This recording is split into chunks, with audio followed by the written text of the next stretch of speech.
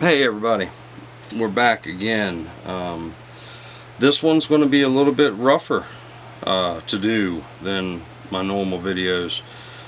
My father passed away a couple Fridays ago, and he chose that he wanted to be cremated, so I'm going to make a couple urns for a couple different people that's asked for urns, and then my stepmom saying that she'll pass some of the ashes on. So, but I'm gonna make a couple urns. This is going to be, hopefully this will be hers. It does have a bark inclusion here. Maybe I can get it shaped just right to where we can kind of keep that in there. Maybe we'll see, but yeah, we're going to make some urns. So first thing I got to do is get it rounded off and see what we got to work with. Not sure how round we're going to be able to get it, or how wide we're going to be able to get it, but then again, we're going to be splitting the ashes up. So okay, here we go. I'm at 1,000 RPM right now.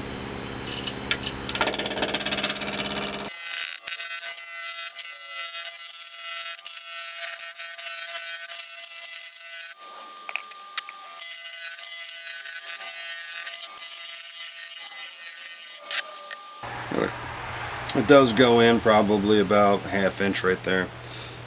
We're getting rounded though.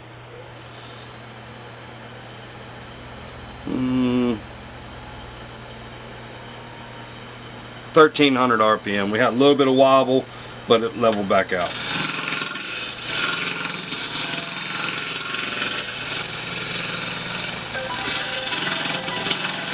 And there's my timer.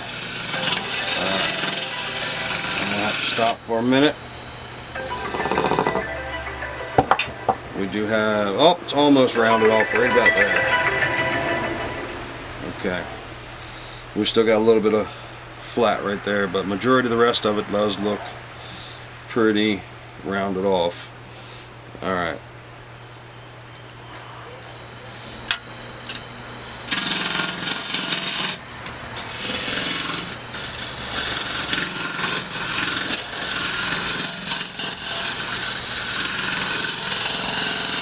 And the reason why I have my hand like this is because I've got the tool pointed this direction, which is going to shove the wood up towards my face and my body. So I'm using my hand to deflect it a little bit.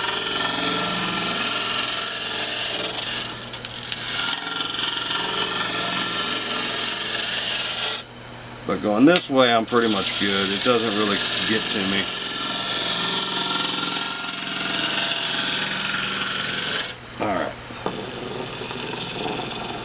That should be pretty darn nice. Alright, yeah, we're rounded all the way around.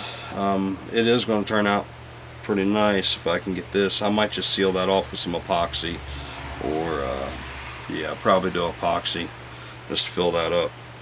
Let me go ahead and get this tenon put on for now. Go. Alright, we'll go with the larger jaws. I think they're the 4-inch ones. Oh yeah, that's probably the best way to go with it. More support, but we've got to flatten it off first. So.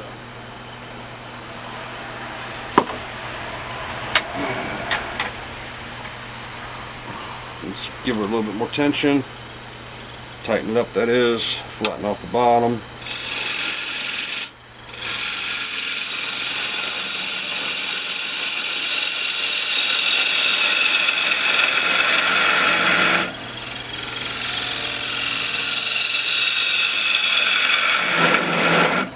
Okay.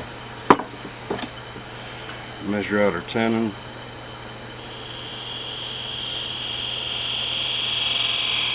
There we go. Put our tenon in.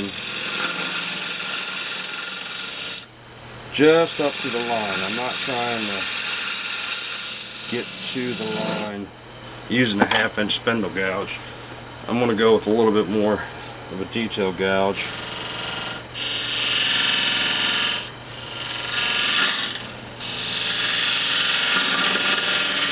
There we go.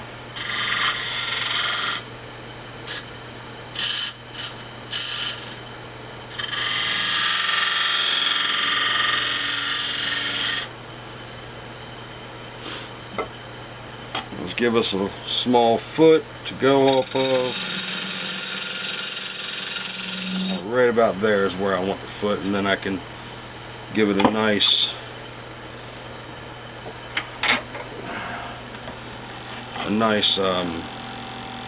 slope.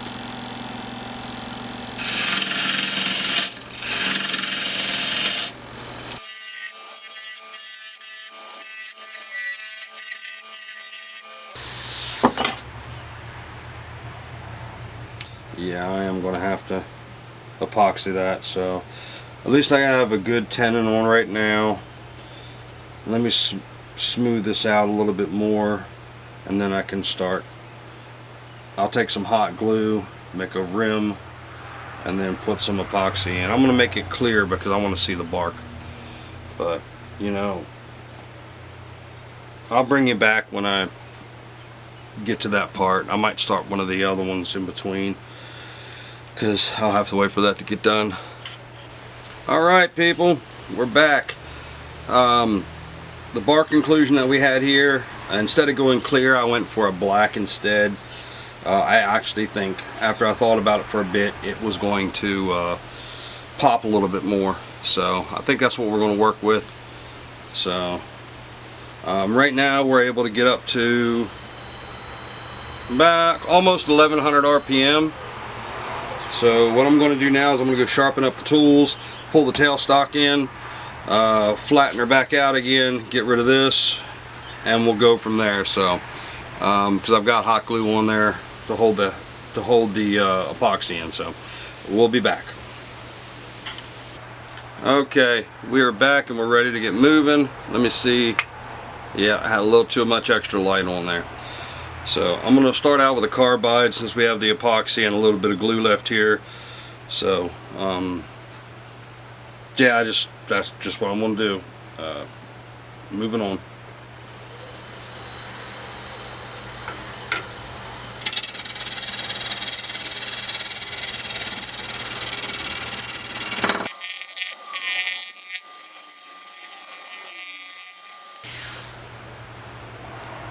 Alright, not bad.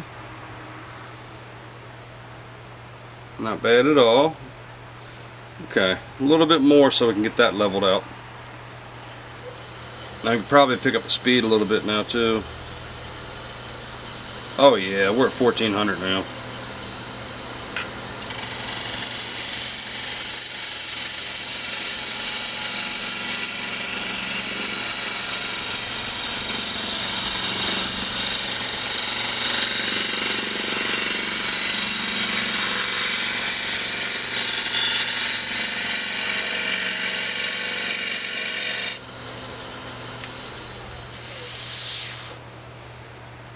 Alright, now I can pull out the skew. We'll see how that goes with the skew, and then I'll start doing more of a shape. I'm probably going to take and bring this down a little bit, put a nice big old foot on it. I don't know yet, we'll see. I'm still a little off with doing this project.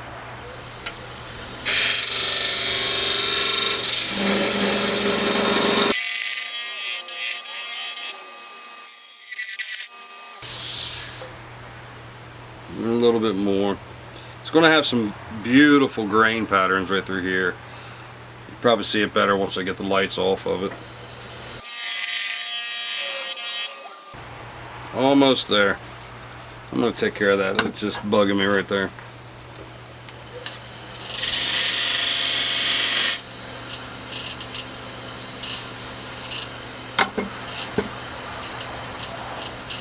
Probably put the top right about there. Let's see.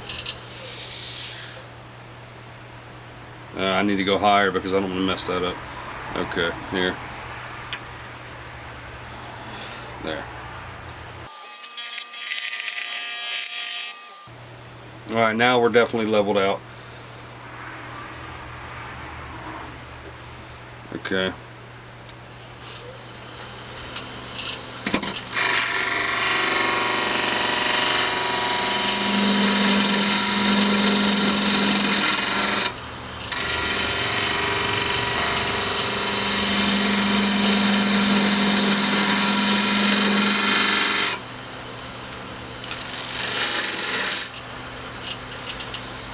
Lump right there. Right there. Okay.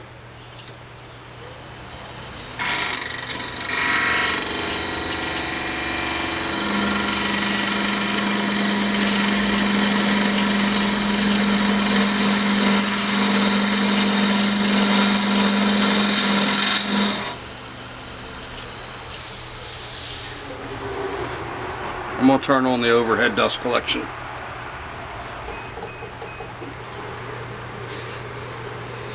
Okay.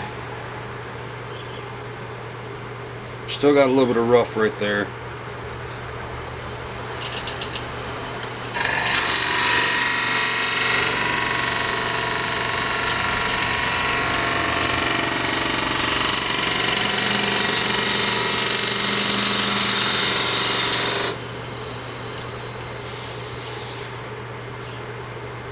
Oh yeah, smooth as all can be now. Okay, so this is going to be our cutoff for the lid.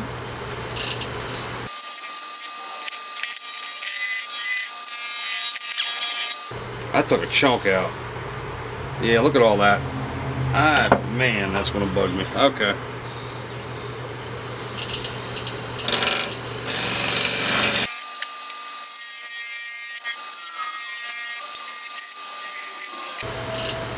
Alright, now we gotta flatten off the top, the face, so I can put its tenon on.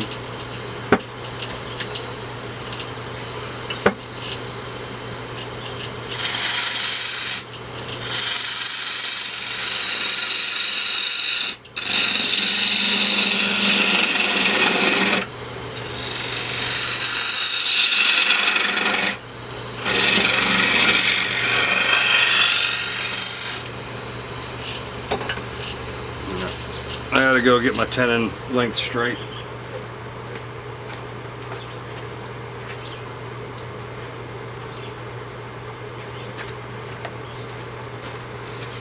The tenon for the top, I want it to be using the small one.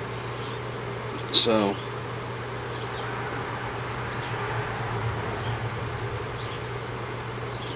right about there should do.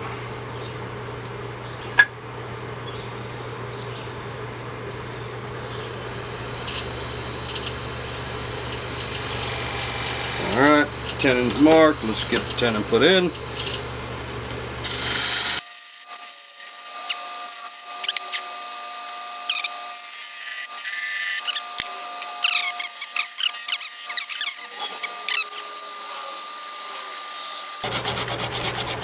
There we go.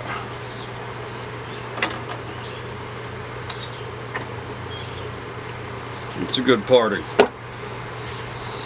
Okay, now just got to clean this face back up again, bore it out. Instead of having like a really rounded top right here, I've been keeping majority of them straight up, and then the top straight down. I want it to kind of, I don't know, it just feels better that way for some reason this time around.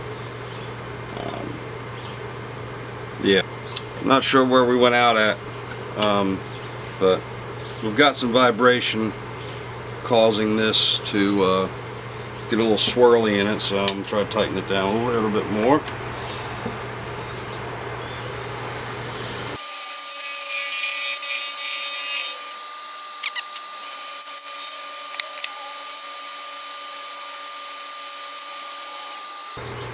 Okay, I'm good with that. So now we got to mark off and start working on the hollowing portion of it. So I'm going to move the camera around so you can see what I'm doing. I'll be back. Okay, I'm going to go ahead and flatten the face off again, well, the rest of the way. I've got our center hole in there, and then I will mark out the parts for the brass ring.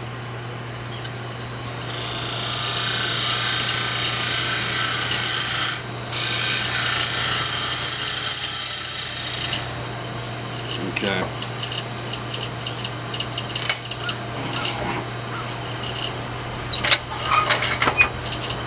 Let me get one of these rings to go off of.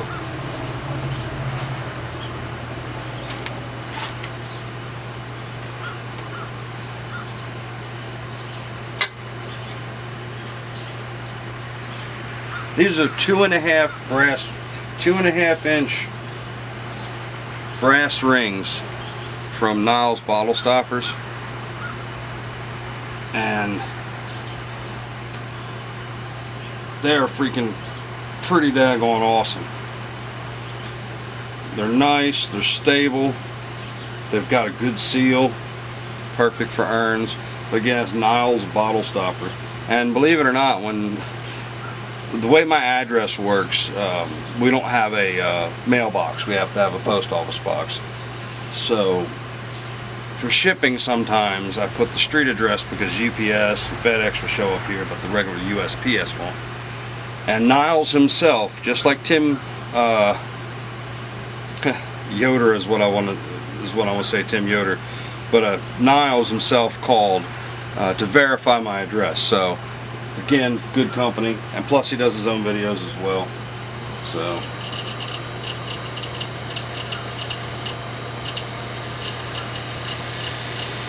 that'll get me started.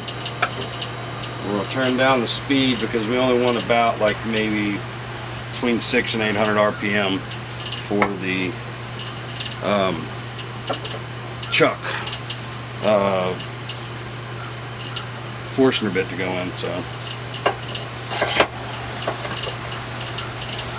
the first hole that I'm putting in there is the overall diameter that I need, that I can go push all the way through, and then from there I'll come out and make the external ring with the gouges to fit the ring in. But I want to get at least a 1/4 to 1/2 inch down inside of it.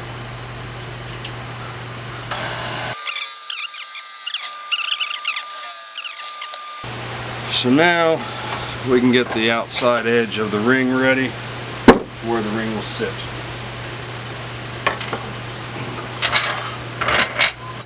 Make sure you stop it a couple times ahead of time and sneak up on it no matter how long it takes. Don't overdo it, because if you get a 1/4 inch gap all the way around it, then you're going to have to fill it to get the ring to fit right. So don't do that.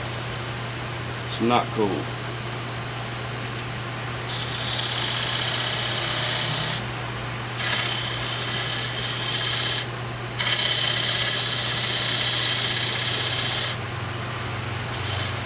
Yeah, I'm going to need more light myself.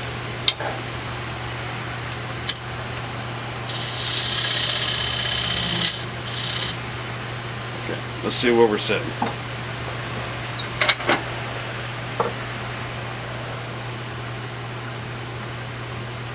Yep, still need to come out. Sneaky, sneaky.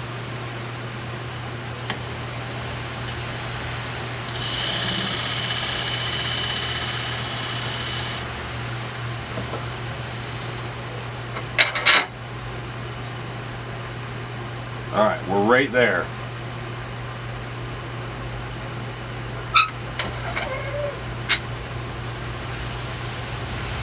Right there. Just a bit more.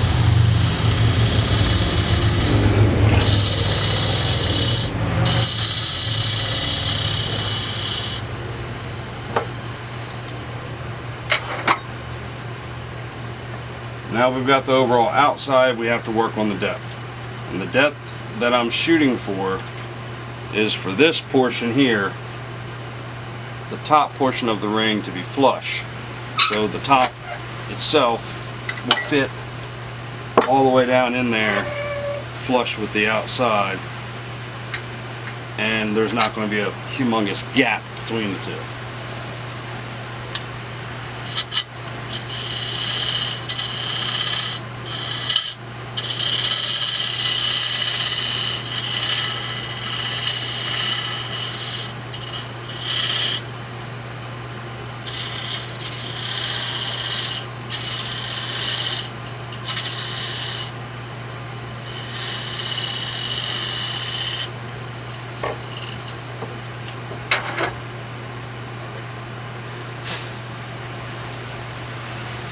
I'm about maybe a millimeter off with depth. And see, it's pretty, it goes in nice and easy, but you don't have a lot of wiggle. And that, even if it was a tiny bit of wiggle, you're going to be okay, because the 5-minute epoxy or cement or whatever you're going to use to hold it secure will fit, will tighten it up a little bit. So, but we need to go down some more, so let's go down some more.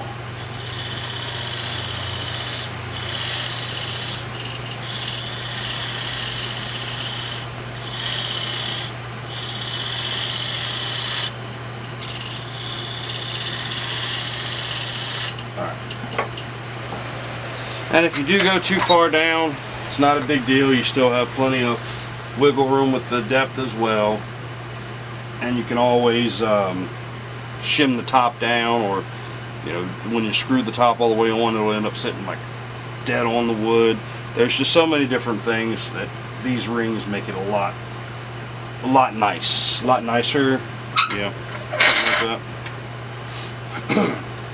Hopefully my next video, my brain will be up and running a little bit better. And what I'm doing is I'm looking over here on the far side while I'm going this direction to make sure that I don't go too far, because I can see where the gouge is touching.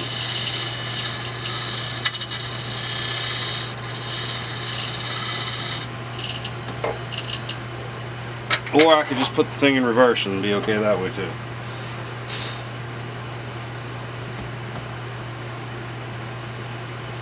Alright, we're almost dead on.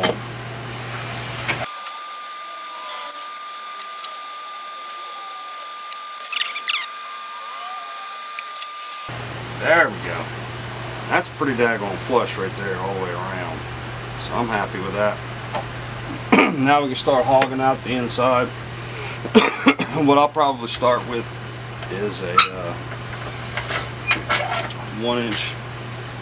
This is a, I believe it's a 2-inch bit, maybe 2-inch bit, Forstner bit.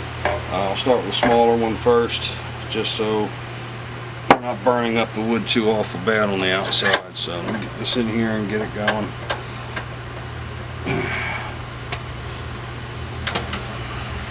Woo! Yeah, it's pretty dry stuff. It's pretty slickery down here on the floor. I'm going to have to do a little sweep up in a minute. Old man about to pull a back muscle or something.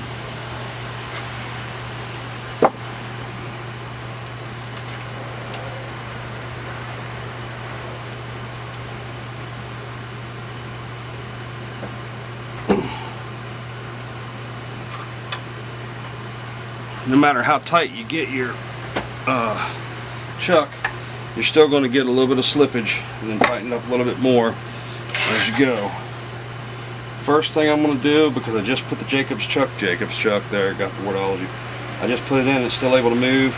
You can do a little tap, just like that, and that secures it a little bit better in there. And then I'm just going to move up as close as I can.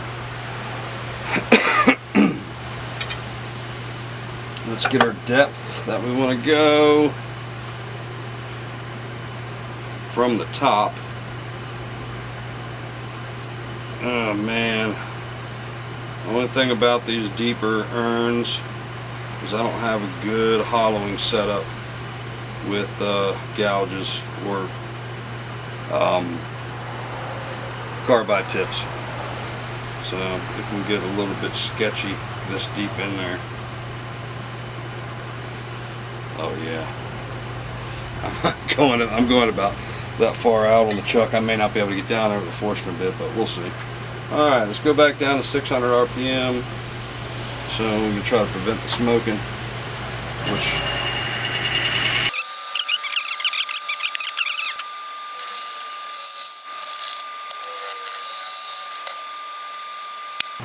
can't go any further down right now. I'm starting to come up to the tip of the Jacob's chuck, which is starting to hit right here. So we're going to have to go out a little further with it, so we can get the Jacob's chuck further down in there.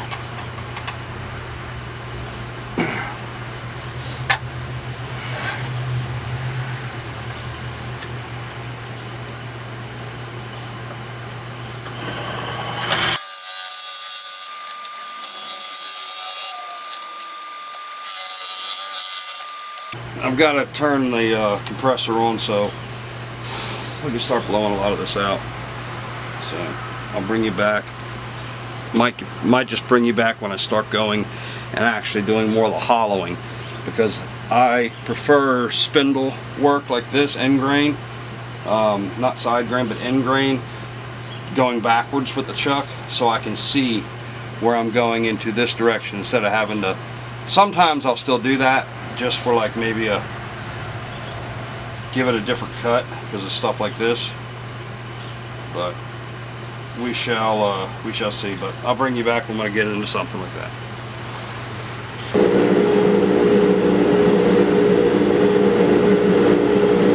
Okay, we're back. We had the Forstner bits go in. I used a 2-inch bit to finally get down to right about here. So about 1 inch off from the bottom where I'm going to cut it. I may keep the foot, I may cut it shorter.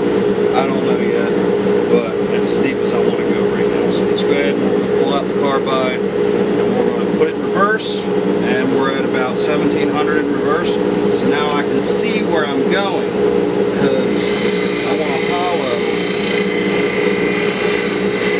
and get closer to the edge instead of having like a 1-inch thick wall. We don't want that.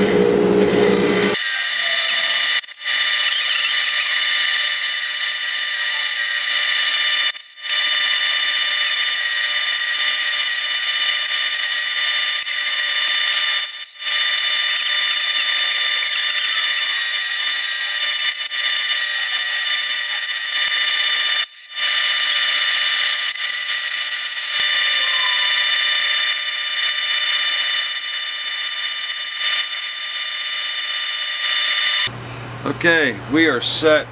We are sanded to 600. I've thrown some water on it to pop the grain up instead of denatured alcohol this time. I've been trying that lately.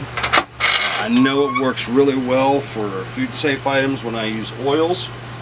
I've tried it with a couple of these as well for the sanding sealer and polyurethane, and it appears to have done really well as well. So I might be switching to a water pop instead of a denatured alcohol, but again, it's just what you like for your personal and what you find works best for you.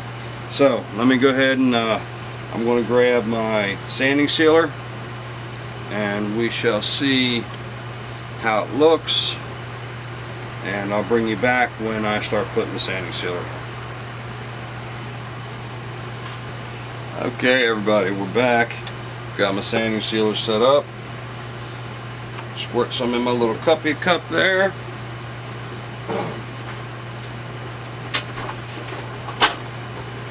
Got my little rag. And yes, I'm using a cloth. Sometimes I use a paper towel, but through time the fuzzies of the paper towel will come off even if you just do a fresh one. So I'm not going to be going fast on the lathe with it, but I will be using the rack.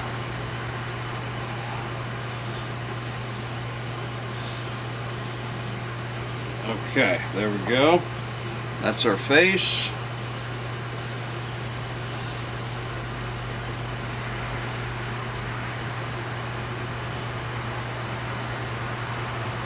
There we go.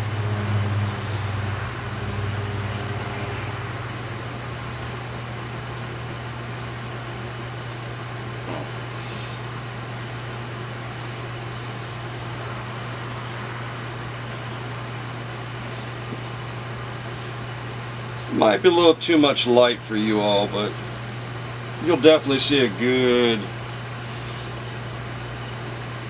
good finish on this one. It's looking great from my view.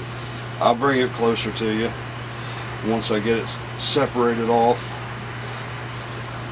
because I did decide to cut it right back here.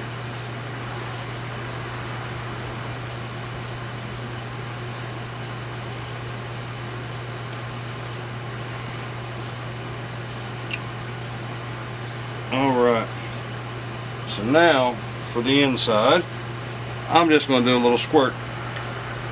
Turn it on nice and easy. We're at 300 RPM, and I'm just easily pushing it in just to spread it out. And I'm not squirting a lot either, just a little bit. I'll probably have to do the face again after I get done this. Wrap it around our little sticky stick here.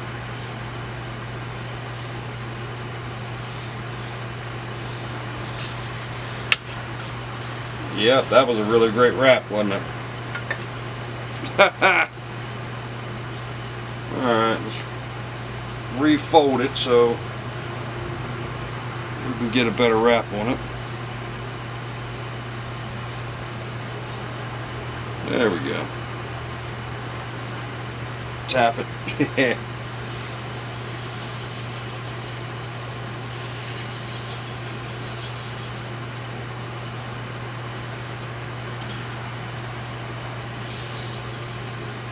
Alright, looks like we've got a little bit of evenly spread.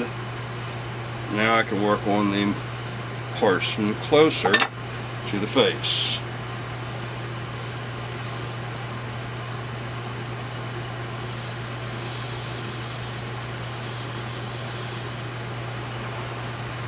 Okay.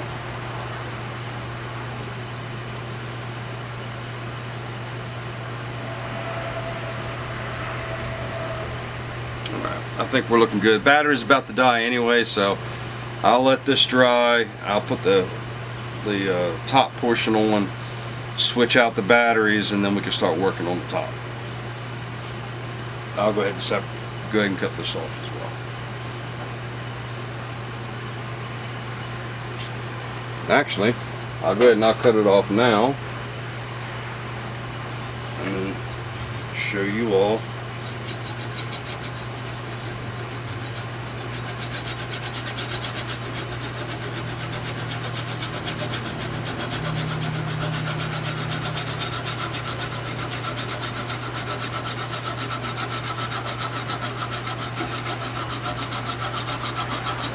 I should have went a little bit better with the parting tool. There we go.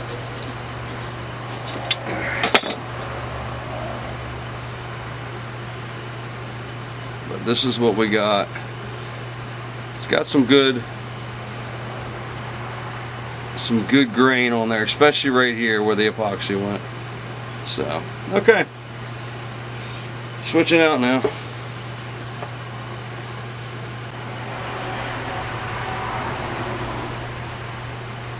Alright, I've got the top, the lid.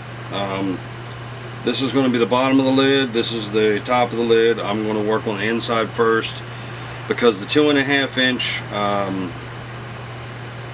Niles bottle stopper brass rings, they work great with the 2-inch chuck because you can flip it over and you're not messing up obviously you don't put the ring in there yet, but you flip it over and without the ring being in there, and you can still work on the outside of the top, the lid. So, alright, flatten off the face first.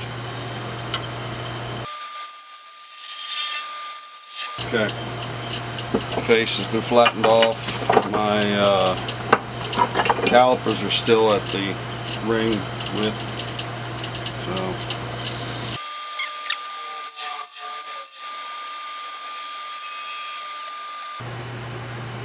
alright, now we just go in.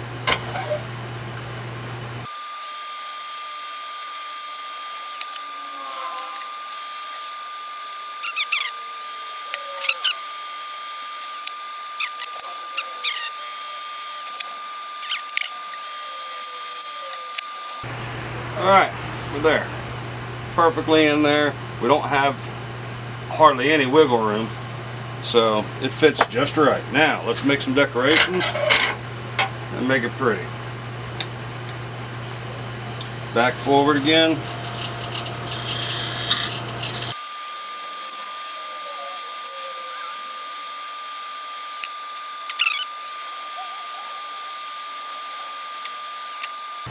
I think that's going to look pretty good. Zoom it in real quick so you can see it a little bit better. There. I think that turned out just right. So what I'll probably do now is sand the inside. I'm going to do a double check on the width here. I'm going to grab the other piece real fast and see if we have to bring this down any.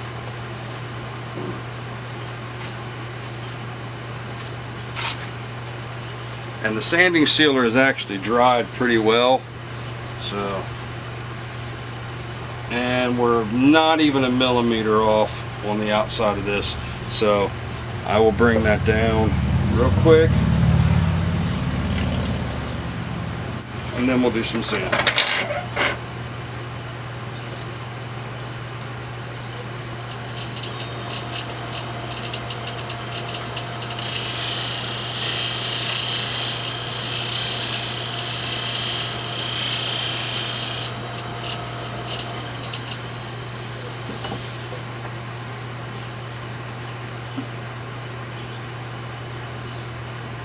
Okay, that's perfect. Once I get sanding sealer on it, which should be good.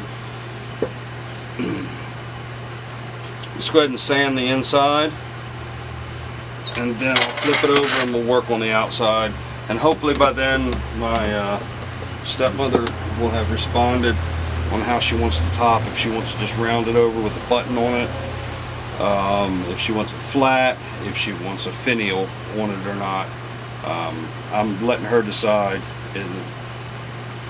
so hopefully I get something back for that by the time I flip it over. So let's get some sanding going.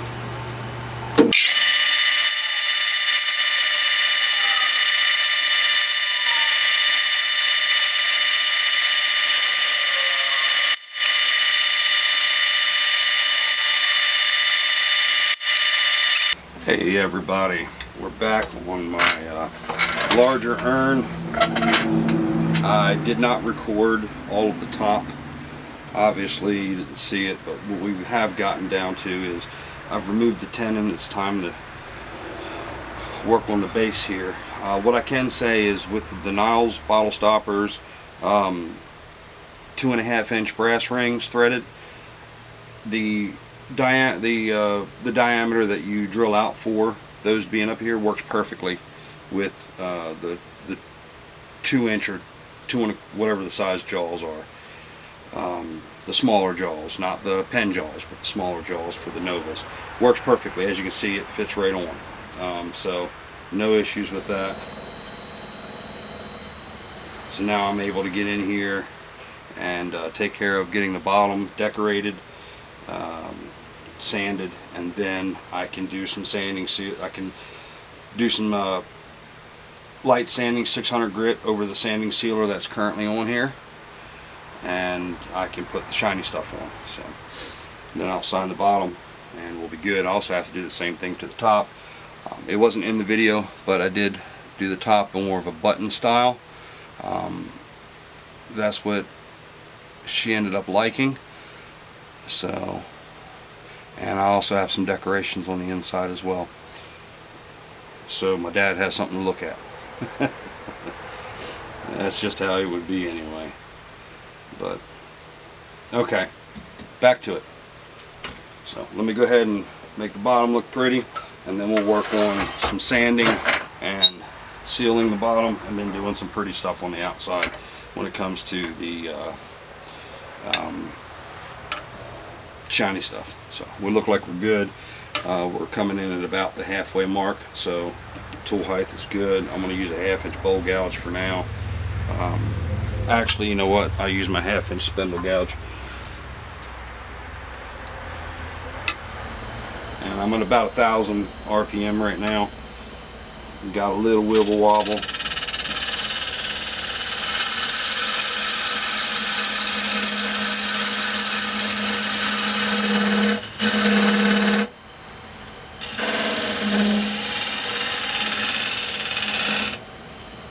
double check something, make sure I've got it good. It's in here pretty evenly all the way around, so it must just be due to the it's been a couple days since I've hollowed it, so it's probably due to some warping of the wood is causing it to have a little bit more of a, not even a half a millimeter of deflection while it's spinning.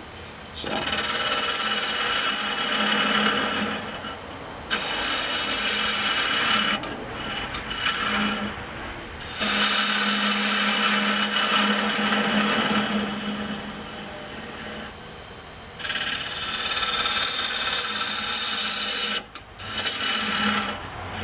alright, slight concave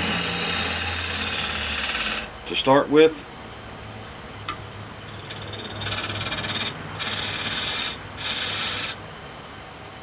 And now I'll pull out the scraper and try to make some, either the scraper or my 3/8 inch spindle gouge, one of the two. Let's see how the scraper works for now.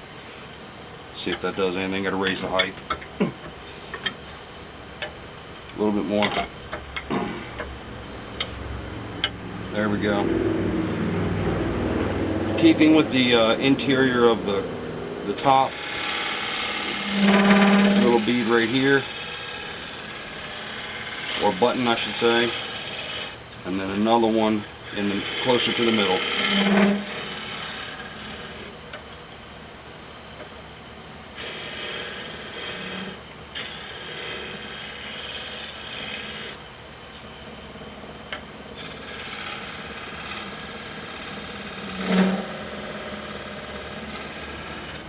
Just like with any base, you want to try to have a concave so it's not flat all the way across. You want it concave so it sits on the tables better.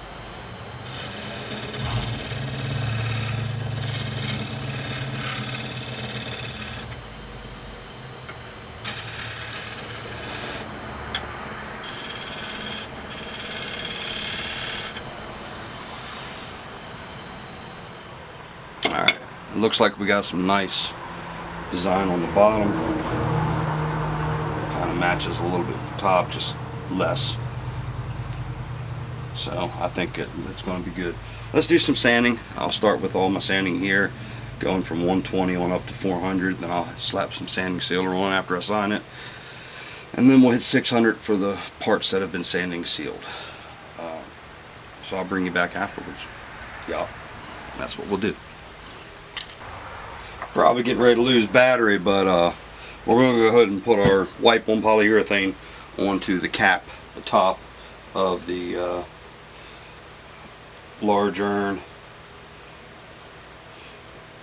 and make sure we get down into the creases.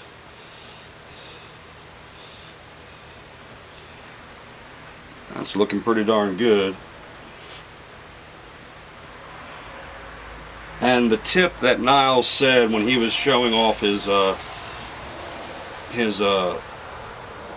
brass threaded rings is, do your finish first, even on the inside, prior to putting the rings onto the product. The reason why is because if you're doing the finish with the ring in there, the fumes or part of the product or part of the polyurethane or whatever you're using as a sealant or shiny stuff will get in the ring threads, and it will get stuck and you're not going to be able to unscrew it. So highly suggested to finish your product, your item, and then put the rings in permanently. So like right now I still don't have any rings in. So this is what we're working on right now. I'm finished up the outside here with our shiny stuff. We're going to let it dry. I'm going to go ahead and work on some of the other ones, smaller ones that I've already got polyurethane on, and do some wet sanding on those. So I might show some of that depending on how much video we have. So we'll go from there. Bring you back. Okay, we're back with our main one. It's ready for its shiny stuff. Signatures on the bottom. It's sealed up. Let's go ahead and knock it out.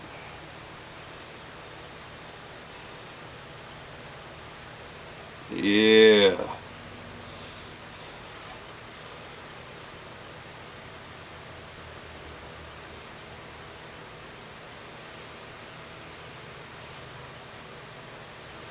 And this is actually the first coat of polyurethane wipe on that we're doing. So I'll have to do a, we'll see how it turns out. If it needs, it probably will need wet sanding. But look at that. Oh my gosh.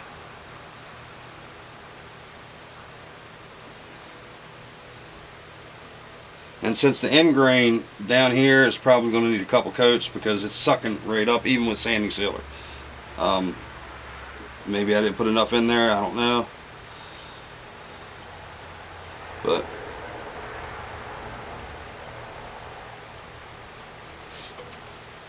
alright, we'll let it run. We'll let it try to soak up. We'll get these air bubbles out.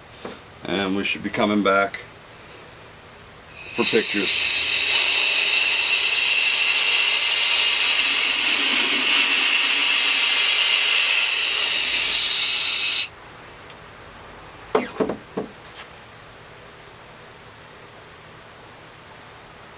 Okay.